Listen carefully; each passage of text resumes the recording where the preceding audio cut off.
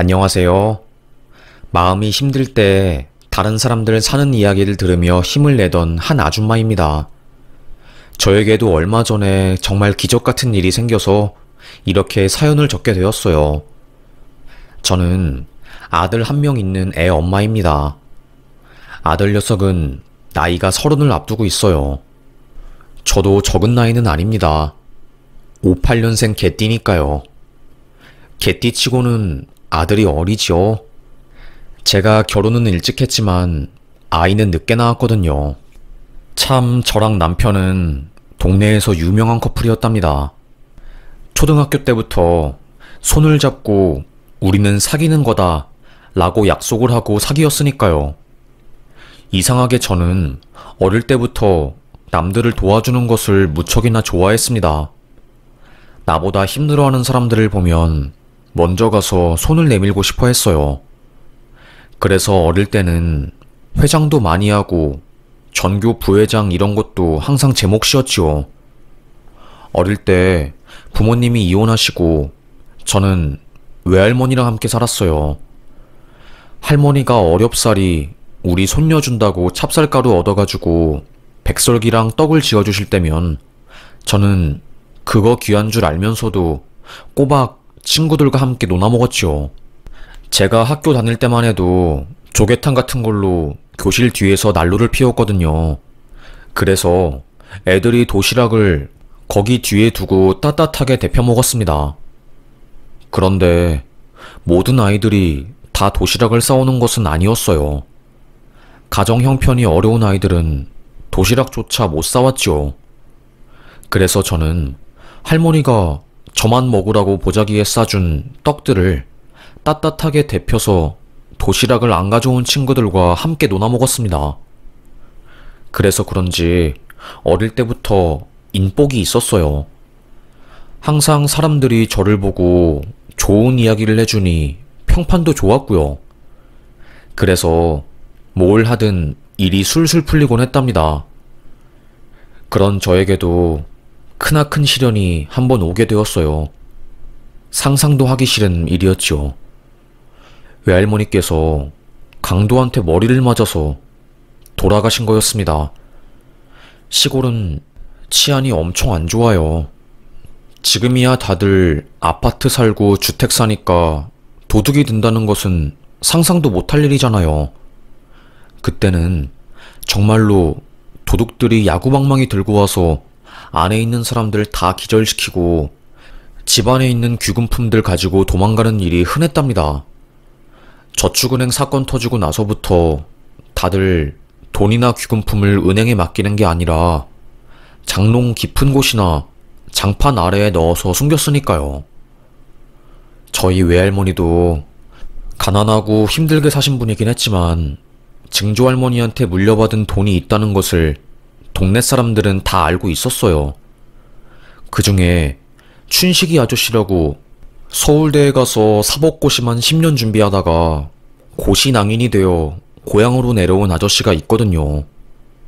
밥 먹을 돈도 없으니 저희 외할머니 집에 돈이 많이 숨겨져 있다는 소문을 듣고 못된 짓을 벌인 거였습니다. 할머니가 예상과는 다르게 반항을 많이 하니 홧김에 머리를 쳐버린 거고 노인네니 타격이 커서 즉사하게 된 것이었죠. 그 사건으로 인해서 동네에는 피바람이 불었고 저는 하늘이 떠나라 통곡하게 되었습니다. 사람을 좋아하고 그래서 항상 선한 마음으로 사람을 도우려는 저에게 이 사건은 너무나도 충격적이고 고통스러운 일이었어요. 유일한 저의 외할머니가 동네 사람에게 피습을 당해서 돌아가신 이후로 저는 철저하게 망가져 버렸습니다. 그때가 고등학생이었어요. 웃긴 게 제가 행복하고 밝고 사람들에게 웃음을 선사할 때는 주변에 사람이 그렇게 많더니 불행한 일을 겪고 경찰서에 들락거리니까 동네 사람들도 저를 멀리했습니다. 유일하게 저의 곁을 지켜준 게 지금의 남편이었어요. 남편은 다른 사람들이 당신을 다 떠나가도 나는 당신을 지킬 거야. 그러니까 포기하지 마. 저를 위로해준 사람이었습니다. 그래서 제가 성인이 되자마자 남편과 결혼식을 올렸어요. 남편도 사실은 동네에서 아픈 손가락으로 유명했거든요. 부모님이 사고로 돌아가시고 삼촌이 데리고 와서 키우는 아이였는데 남편을 키워주시는 삼촌마저 결혼을 한 뒤 아이를 낳고 나서 남편을 완전히 찬밥 신세 취급하며 키웠거든요. 그래서 고아랑 다름없었어요. 그렇게 저희는 성인이 되자마자 저희를 너무나도 고통스럽게 했던 고향을 떠나버렸어요. 그제서야 저는 숨통이 좀 트이는 것 같더라고요.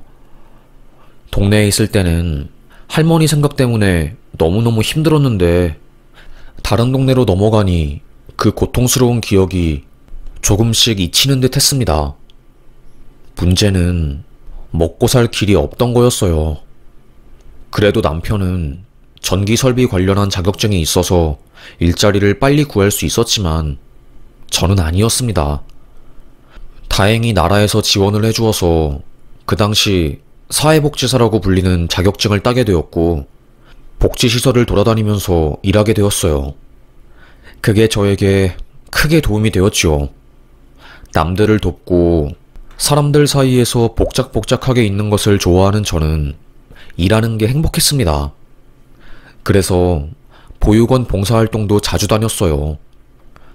저는 신혼여행을 못 갔거든요. 급하게 도망치듯이 결혼해서요.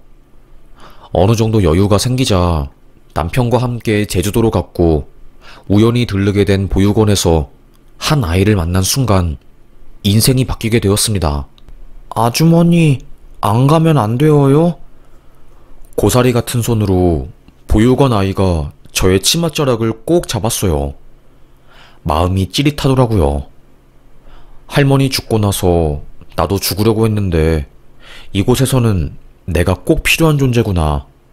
절대로 나는 죽어서는 안 되는 사람이구나. 라는 생각이 들기 시작했습니다.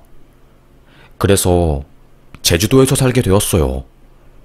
남편과 이야기를 한 끝에 1년이라도 제주에 살면서 여기 보육원 아이들을 돌봐주고 챙겨주자 마음을 먹었죠. 고아처럼 자란 남편도 저의 의견에 동의를 했거든요. 저는 거기서 유명했습니다. 보육원 원장도 저를 보고 내가 정말 요즘 반성한다니까요. 20년 넘게 이 일을 했지만 이렇게 아이들을 정말 내 아이처럼 품어주시고 잘해준 사람은 처음 봐요. 덕분에 우리 아이들이 미소를 찾았어요. 정말 감사합니다.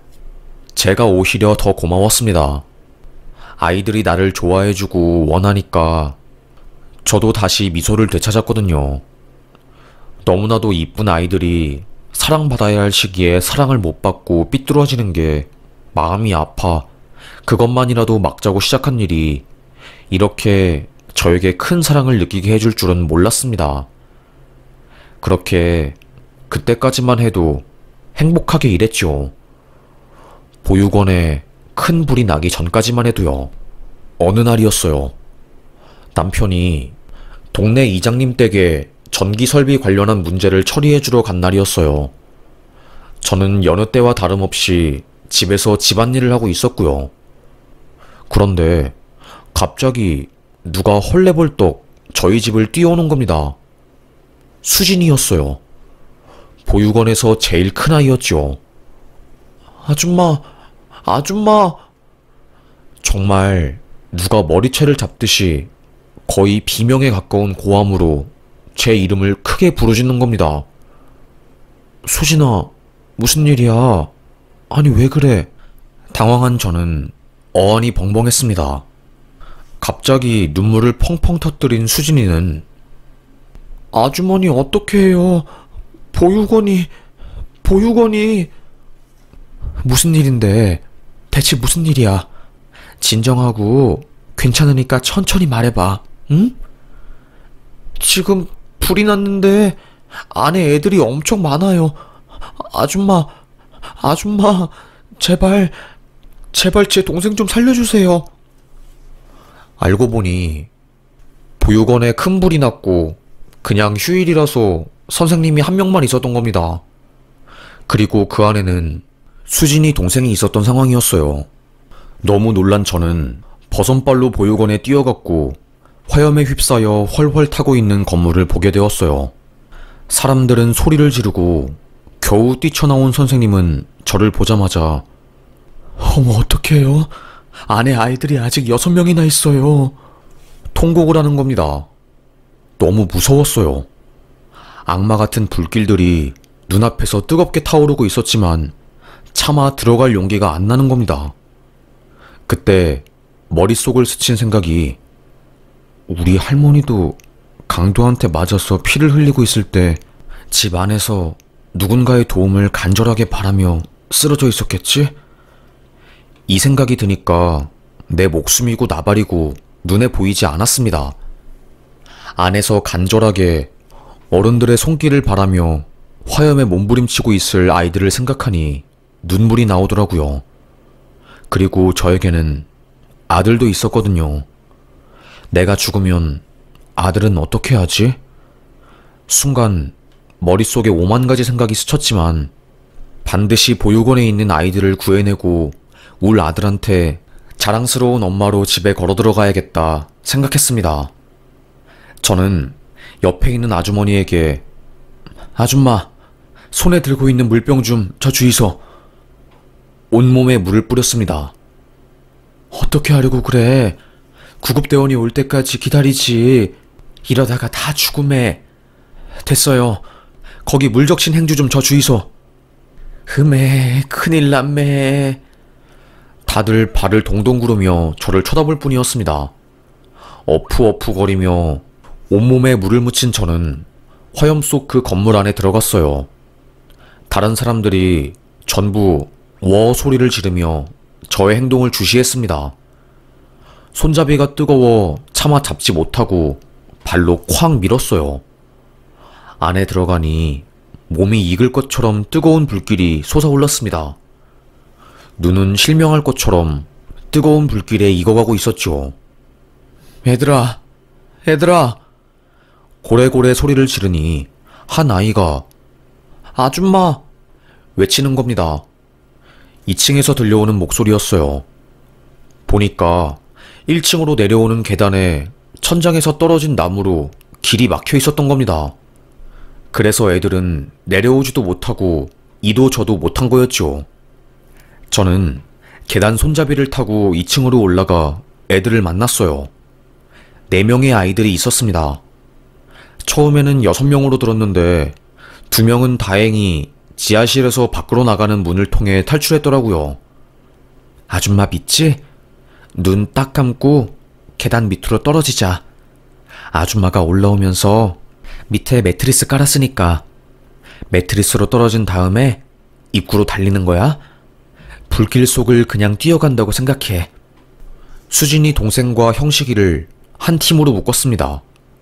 그리고 가장 나이가 많은 대영이를 먼저 뛰어보냈어요. 먼저 1층에 도착한 대영이가 수진이랑 형식이를 밑에서 받아주었고 2살 배기인 세연이를 제가 품에 안고 있었죠. 마지막으로 제가 탈출하려고 한 그 순간 천장에 불이 붙어서 와르르 건물이 무너진 겁니다. 밑에서 대영이가 아줌마! 외쳤지만 저는 아줌마 신경 쓰지 말고 빨리 나가. 세연이는 아줌마가 데리고 나갈 거니까.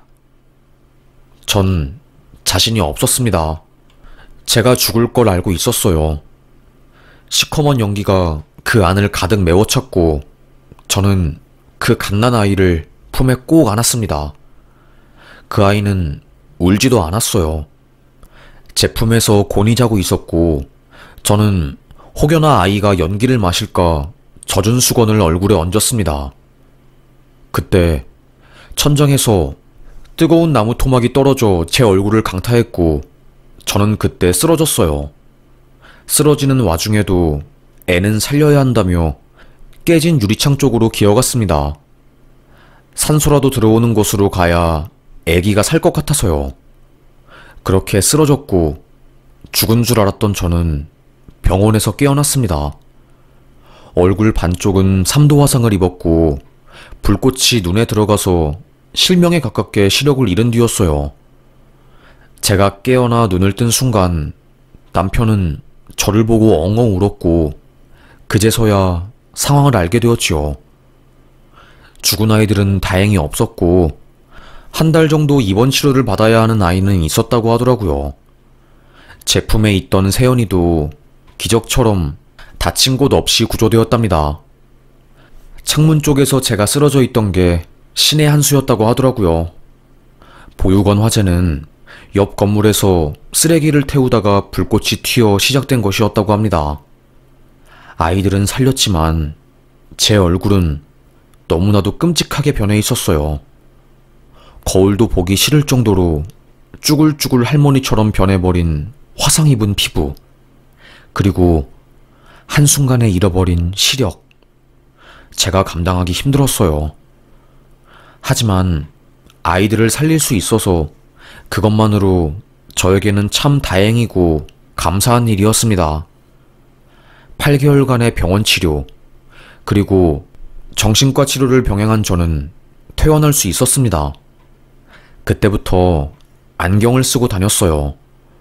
안경을 쓰지 않으면 제 바로 앞에 있는 물건조차 볼 수 없는 눈이었답니다. 그리고 얼굴은 너무나도 망가져 있어서 대인기피증이 생겼고요. 후회될 때도 많았습니다. 일상생활이 힘들어지니 경제적으로 감당이 안 되었고요. 남편이 실질적으로 가장이 되어버린 거였죠. 또다시 저희는 이사를 가야 할 수밖에 없었어요. 전기 시공 관련한 일자리는 수도권이 압도적으로 많았으니까요. 여보, 내가 한 약속 있지? 무슨 일이 있더라도 당신 옆에서 당신을 지켜줄 거라는 그 약속. 나 그거 아직도 기억하고 지킬 거니까 걱정하지 마. 불안해하는 저를 옆에서 꼭 지켜준 사람이었습니다. 아들 녀석도 엄마가 살아 돌아온 것 자체만으로 너무 고맙다고 엄마를 지킬 거라며 아빠를 따라 이쁜 말을 하더라고요. 그렇게 저희는 서울로 가게 되었습니다. 아들은 엄청 열심히 공부를 했어요. 제가 아프기 전까지는 맨날 바닷가로 놀러가서 애들이랑 수영하고 공부도 안 하는 전형적인 쾌활한 어린이였지만 제가 아픈 이후로는 아이가 성숙하게 바뀌었습니다. 애어른이라고 말해야 할까요? 항상 학교 끝나면 애들이랑 놀지도 않고 집에 먼저 달려와서 저의 얼굴에 연고를 발라주는 착한 아들이었죠. 그런 아들은 열심히 공부해서 중학교를 전교 1등으로 졸업하고 고등학교 수석으로 들어가 내내 전교권에 들었습니다. 지아빠를 닮아서 수학 공부하는 것을 무척이나 좋아했고 의사가 되겠다고 하더라고요. 나중에는 결국 공대에 입학하긴 했지만 그래도 가방끈 짧은 부모 밑에서 말썽 없이 건강하게 커준 것만으로도 저는 참 감사했습니다. 아들, 항상 미안해. 에이, 엄마, 그런 말 하지 마요. 뭐가 미안해요. 엄마 덕분에 내가 이렇게 행복하게 살 수 있는걸요? 그런 아들은 석사 과정까지 끝내고 대기업 연구팀에 들어갔어요. 나중에는 박사 과정도 병행하더라고요. 멋진 아들이죠. 하지만 여전히 저는 사는 게 힘들었습니다. 거울 보는 게 너무너무 싫어서 집에 있는 모든 거울에 검은 천을 둘렀어요. 남편도 저를 이해해 주었죠. 그날 이후로 트라우마가 생겨서 더 이상의 보육원 봉사도 못하겠더라고요. 화염 속에 들어가 쓰러진 그 순간이 자꾸 생각이 났고요. 대인기피증에 우울증까지 여러 가지 질병으로 힘들게 하루하루를 살고 있을 때 아들이 갑자기 저에게 엄마, 나 결혼하고 싶은 여자 생겼어. 말하는 겁니다. 깜짝 놀랐어요. 알고 보니 아들은 대학생 때부터 교제한 아이와 함께 결혼을 기약한 모양이더라고요. 3년 정도 교제를 했답니다. 그랬어? 엄마는 울 아들한테 결혼하고 싶은 여자가 있는 줄 꿈에도 몰랐네. 내가 원래 엄마한테 내 이야기 잘 안 하니까 몰랐을 거야. 참 착해. 그리고 이번에 변호사 시험 합격해서 변호사 됐어. 며느리가 변호사라니 자랑스러웠지만 조금은 부담스러운 게 사실이었어요. 시댁에 바라는 것도 많고 괜히 깐깐할 것 같은 느낌이 들었다고 해야 할까요? 엄마가 해줄 수 있는 게 없어서 어떻게 하지? 집 한 채라도 번듯하게 해서 울 아들 장가 보내야 하는데. 아니야. 우리 둘이 야무지게 돈 모아서 잘 꾸려나가면 되니까 걱정하지 마. 아들은 효자였습니다. 그렇게 상견례를 하게 되었습니다. 며느리 부모님은 어릴 때 두 분 다 돌아가셔서 이모가 대신 자리를 지켜주었어요. 참 착하고 똑부러지는 듯 해보였습니다. 공부도 잘해서 로스쿨 다니는 내내 장학금을 받으며 살았다고 하더라고요. 어휴, 울 아들 어디가 좋냐고 물으니 그냥 다 좋아요. 이렇게 착하고 배려심 넘치는 사람을 본 적이 없거든요. 저는 말할 것도 없이 바로 며느리를 찬송했답니다. 둘이 알아서 결혼 준비를 착착 하더라고요. 결혼식도 호텔 결혼식으로 아주 좋은 곳으로 잡았습니다. 거의 비싼 곳은 1억이 넘는 그런 초호화 호텔이었어요. 남편에게 조심스럽게 이렇게 좋은 곳에서 해도 되려나? 우리가 해주는 것도 없는데. 자기네들이 그렇게 하고 싶다니 응원해줘야지. 별 수 있나. 남편의 말이 맞았습니다. 본인들이 하고 싶다니 그저 응원해줄 뿐이었죠. 결혼식이 다가왔고 저는 새벽 일찍 일어나서 메이크업 샵으로 갔습니다. 몇 년 만에 정면으로 미용실에 가서 내 얼굴을 마주하려니 엄두가 안 나더라고요.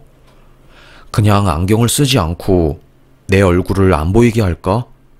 별의별 생각이 다 들었습니다.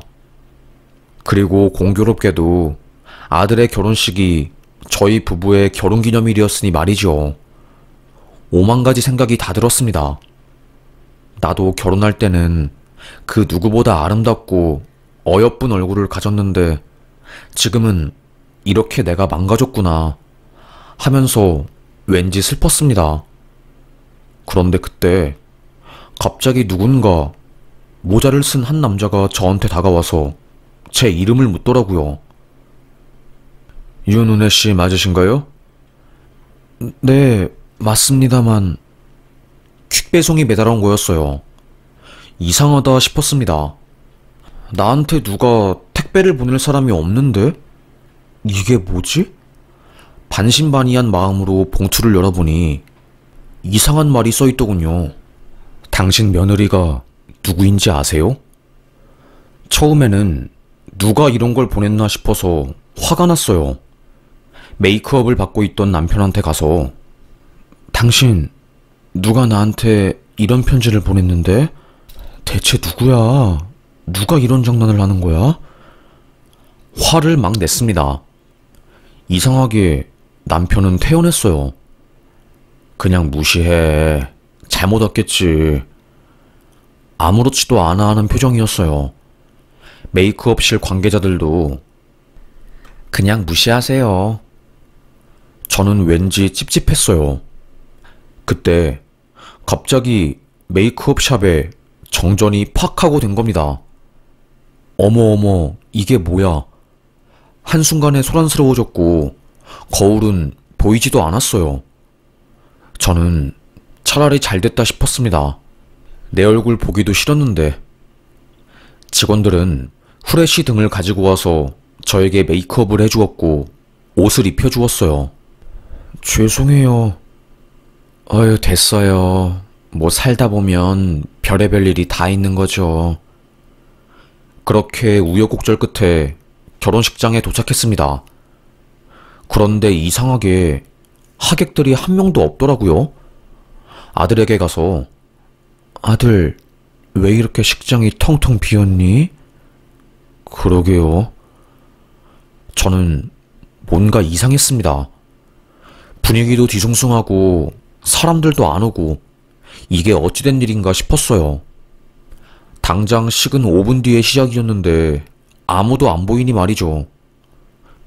그때 갑자기 식장 안으로 사람들 몇 명이 들어가는 겁니다. 그리고 웨딩홀에서 방송이 나왔어요.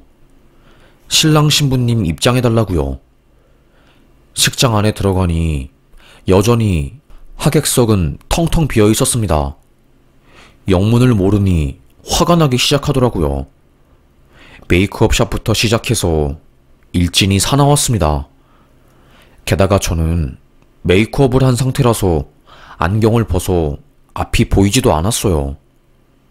그때 갑자기 남편이 제 손을 잡고 식장 앞으로 나가자고 하더라고요. 우리가 왜 나가, 여보? 갑자기? 가만히 있어봐. 일단 나와봐.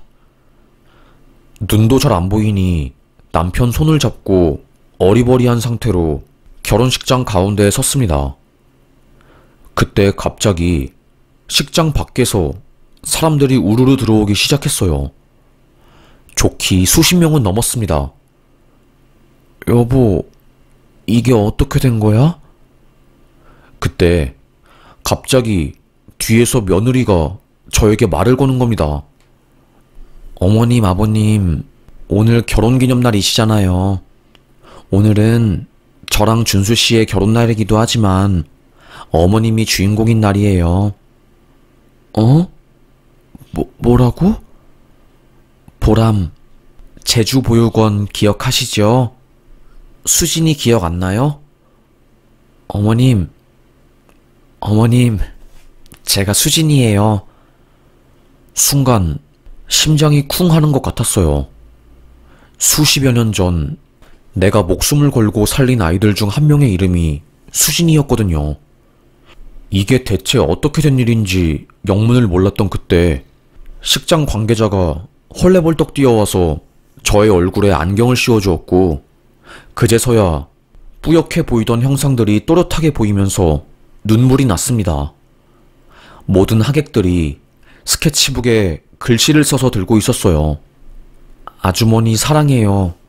우리 기억나세요? 대부분의 하객들은 가족 단위로 온 사람들이었어요. 남편은 당신이 그동안 좋은 일을 많이 해서 며느리랑 나랑 울 아들이랑 이벤트를 오늘 기획한 거야. 말을 하더라고요.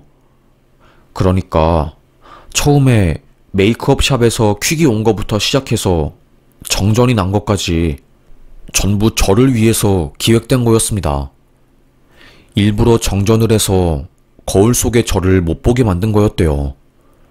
제가 거울을 보면 기분이 안 좋아질 것 같기도 하고 메이크업 다 된 모습을 선물처럼 짜잔하고 보여주고 싶었답니다. 상견례 때 며느리는 저를 보고 놀랐대요. 나를 살려준 아주머니 얼굴을 잊지 못하는데 시어머니 될 사람이 날 살려준 여자 얼굴이랑 똑같아서요. 그래서 아들에게 과거에 대한 이야기를 말해주었고 그때 제주도 이야기가 나오면서 저의 정체를 확실하게 알게 된 거였대요.